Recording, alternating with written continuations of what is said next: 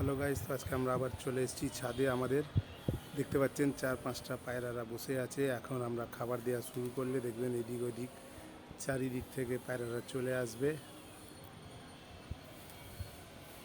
আমরা খাবার দেওয়া শুরু করব। আপনারা দেখছেন গাইস যে আমরা এখনো দেওয়া শুরু করিনি, তাতেই আস্তে আস্তে সব চলে এসছে। এবার আমরা খাবার দিতে শুরু করছি।